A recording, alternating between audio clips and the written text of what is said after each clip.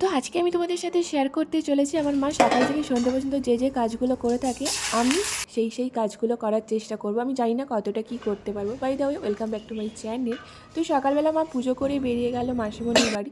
তাই আজকে সারাদিনের দায়িত্বটা আমার ওপর। তো যেহেতু সারাদিনের রান্নাবান্নার দায়িত্ব আমার ওপর, সারাদিনে যে কতবার বাসন ধুতে হয়েছে তার নেই কোনো ঠিক। হ্যাঁ, আমি সব ক্লিপগুলো নিতে পারিনি, কারণ টুকটাক অনেক কাজ করতে হয়েছে যে সময় আমার ফোনটা চার্জে ছিল। তবুও বেশিরভাগটা আমি তোমাদের সাথে শেয়ার করার চেষ্টা করছি। কী বলো তো, সকালবেলা তো গরম জল দিয়ে আমার দিনটা শুরু হয়, বাট আজকে গরম জল খাওয়ার পরে ভাইয়ের জন্য বাবার জন্য ডিম ভাজা করে দিয়েছিলাম। ভাই ডিম ভাজা দিয়ে মুড়ি খায়, বাট আমার ডিম ভাজা দিয়ে মুড়ি একদম পছন্দ নয়, তার জন্য আমি পরোটা নিয়ে এসেছিলাম।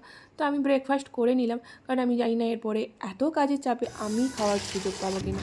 এই জন্যই বলে মারা খাওয়ার সুযোগ পায় না।